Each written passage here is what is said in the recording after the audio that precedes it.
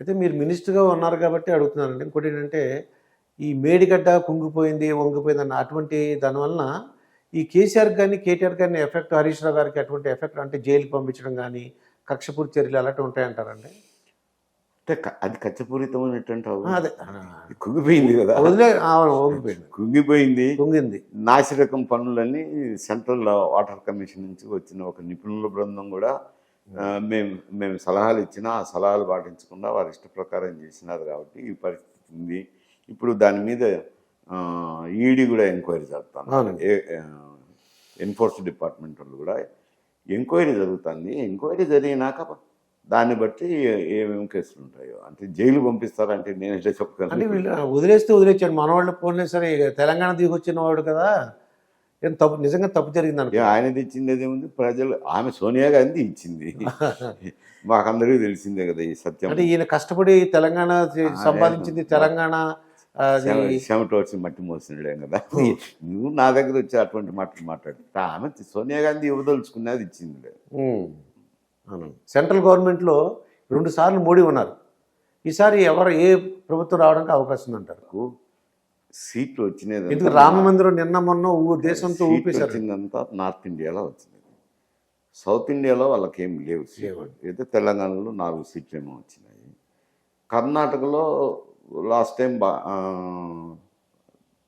బాగానే వచ్చినట్లున్నాయి. ఈ తూరి కూడా కర్ణాటకలోను తెలంగాణలోను కొంత మేరకు ప్రభావం చూపించవచ్చు.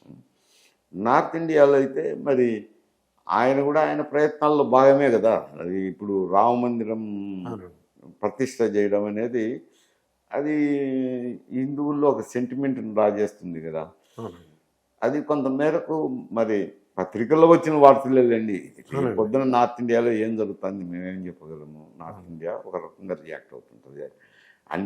ఇదేమంటే తెలంగాణ ఆంధ్ర అంటే మాకు తెలుసు కాబట్టి ప్రజలతో మాట్లాడుతుంటాం కాబట్టి మేము చెప్పగలుగుతాము. నార్త్ ఇండియా చెప్పాలంటే అది ఏమన్నా సర్వేలో ఏమన్నా ఉంటేనే చెప్పచ్చు. అంటే మూడోసారి కేంద్రంలో ఏ ప్రభుత్వం రావచ్చండి? కాంగ్రెస్ పార్టీ ఇంతకుముందు 3 మార్లు వచ్చినటువంటి దాఖలాలు ఉన్నాయి కదా.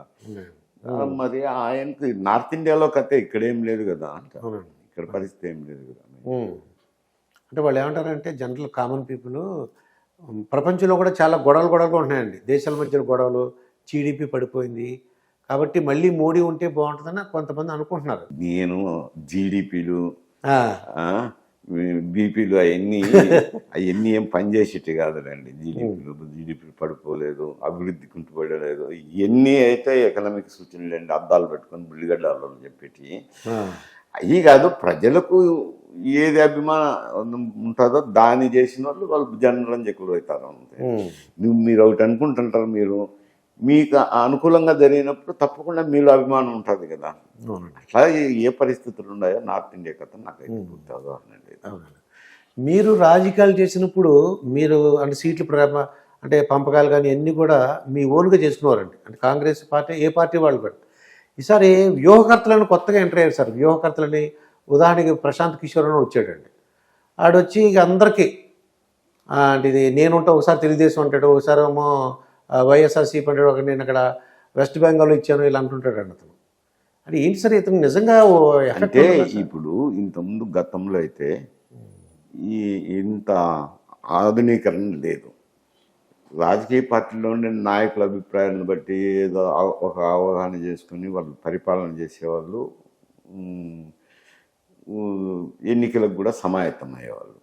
ఇప్పుడు ఏమైందంటే ఈ సర్వేలు అనేది వచ్చినాయి.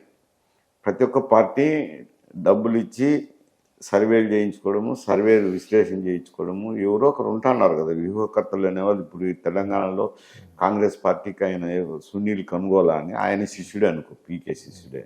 ఇక్కడ ఇప్పుడు ఆయన గతంలో అయితే పీకే వైఎస్ఆర్సీపీకి వ్యూహకర్తగా పనిచేసినాడు, సర్వేలు చేసినారు. ఎవరు అభ్యర్థులు అయితే మేలు సర్వే చేసినప్పుడు తెలుస్తుంది కదా వాళ్ళకేం అనుభవం కాదు.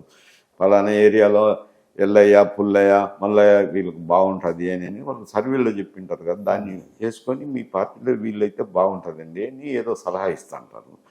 ఆ సలహాని పూర్తిగా వీళ్ళు పాటించాలా అనేది ఏం లేదు. ఆ సలహాలను తీసుకొని దాని మీద ఆధారపడి అభ్యర్థులను నిర్ణయించుకుంటుంటారు. అది నుంచి తర్వాత మేనిఫెస్టోలో కూడా ఇంటర్వ్యూన్ అవ్వడము, ఏ పథకాలు చేపడితే బాగుంటుందని సర్వే చేసి ఇటువంటి పథకాలు చేపడితే కనుక కొంచెం పార్టీ పట్ల అభిమానం వస్తుందని ఇవన్నీ అన్ని పార్టీలు ఇప్పుడు అదే పని చేస్తున్నారండి. అదండి. వ్యూహకర్తను పెట్టుకొని సర్వేలు చేయించుకొని దానికి అనుకూలంగా మేనిఫెస్టోలు తయారు చేయడము, దాని అనుకూలంగా అభ్యర్థులను నిర్ణయించడం జరుగుతుంది. కొత్త ఏం కాదు కదా. అది ఆయన ప్రశాంత్ కిషోర్ ఆయన శిష్యులే కదా, ఇప్పుడు అందరి దగ్గర చేస్తుండేది పని. అవునండి. అయితే మీరు ఒక హోమ్ మినిస్టర్గా ఉన్నారండి. మీ ఎక్స్పీరియన్స్ ప్రకారం ఈస్ట్ గోదావరిలో ఒక ఐఏఎస్ ఆఫీసర్లు ఎప్పుడు వెళ్ళారండి? అంటే రాజకీయాలు కాకుండా మీ జనరల్గా హోమ్ మినిస్టర్ కాబట్టి నేను ఈ క్వశ్చన్ అడుగుతున్నాను. వీళ్ళు ఐఏఎస్ ఆఫీసర్లు వెళ్ళేసరికి వాళ్ళందరూ నక్సలైట్లు బంధించారు. బంధించి ఎవరన్నా వీళ్ళు రిలీజ్ చేయమని అన్నారు. అవన్నీ అట్లా అంత ఐఏఎస్ ఆఫీసర్ ఎలా వెళ్ళారా సార్? అది మాకు అనిపించేది మాట. మేము అప్పుడు కుర్రాడుగా ఉన్నాము, ఎందుకు ఇలా వెళ్ళారు? అక్కడ ఇబ్బంది కదా, ఒక నక్సలైట్ ఉన్న ఏరియాకి వీళ్ళు వెళ్ళిపోయారు. కాదు, వాళ్ళు మామూలుగా కలెక్టర్లు తిరుగుతూ అంటారులేండి. ఐఏఎస్ వాళ్ళు కాదు, కలెక్టర్లు వాళ్ళ విద్యుత్ ధర్మం వాళ్ళు చేయాలి కదా. విద్యుత్ ధర్మం చేసేటప్పుడు ఏం వాళ్ళు చెప్పేదారు కదా, సెక్యూరిటీ ఉంటుంది అనుకోండి, కొంత సెక్యూరిటీ ఉంటుంది.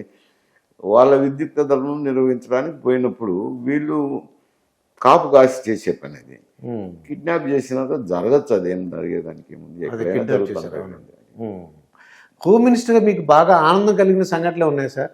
ఒకసారి హోమ్ మినిస్టర్గా ఏ హోమ్ మినిస్టర్ చేసి ఉండరు, లేకపోతే నేనే చేశాను అన్న ఒక ఆనందకరమైన సంఘటనలు ఏముంటాయి ఆనందకరం? అది ఏదన్నా ఒక ప్రాబ్లం సాల్వ్ చేయడం కానీ. అక్కడ అప్పుడున్న సమస్య మిమ్మల్ని అంటే అభినందిస్తారు కదా హోమ్ మినిస్టర్. సమస్య వేరు. అది తెలంగాణకు ఎక్కువ పరిమితమైన సమస్య, ఎక్స్ట్రీమిజం.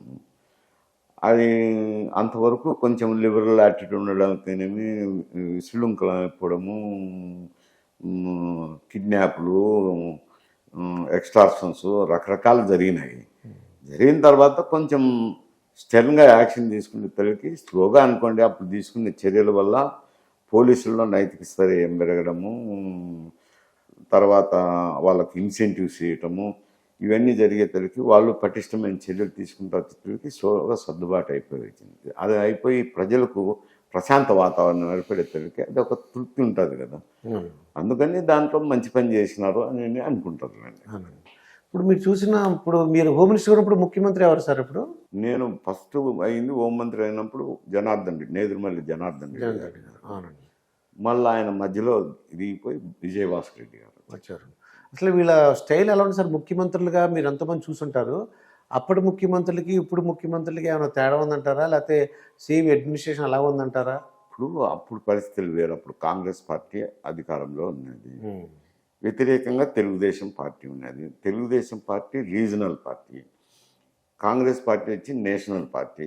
చాలా రాష్ట్రాల్లో అప్పుడు అధికారంలో ఉన్నది కదా, అపోజిషన్ పార్టీస్ లేవు కదా. అప్పుడు ఉన్నప్పుడు హైకమాండ్ ఉంటుంది, హైకమాండ్తో చర్చించాల్సి ఉంటుంది. హైకమాండ్ ఇక్కడ తీసుకునే నిర్ణయాలు హైకమాండ్కు చెప్పాల్సి ఉంటుంది. హైకమాండ్ కొన్ని నిర్ణయాలు చెప్తా అంటారా, వాటిని అమలు చేయాల్సిన అవసరం ఉంటుంది.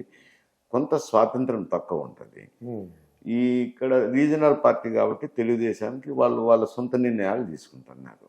అది తేడా, అంతేగాని వేరే ఏముంటుంది, వ్యక్తుల్లో తేడా రాదు. అంటే నేదురుమల్లి జనార్దన్ రెడ్డి గారి వాళ్ళ యొక్క అడ్మినిస్ట్రేషన్ ఎలా ఉంది, విజయభాస్కర్ రెడ్డి గారు అలాగని చెప్పగలరా సార్? అది అడ్మినిస్ట్రేషన్ తేడా రాదని చెప్పింది కదా, వ్యక్తుల వల్ల తేడా రాదు, పార్టీ నిర్ణయాలు ఉంటాయి అంటే ఎక్కువగా. అయితే మళ్ళీ ఒకసారి కలుసుకుందాం సార్. మళ్ళీ ఎలక్షన్స్ అన్నీ అంటే చాలామందికి సీట్లు అలాట్ చేస్తారు, ఎవరికి ఎన్ని సీట్లు అన్నీ కూడా తెలిసిపోతుంది.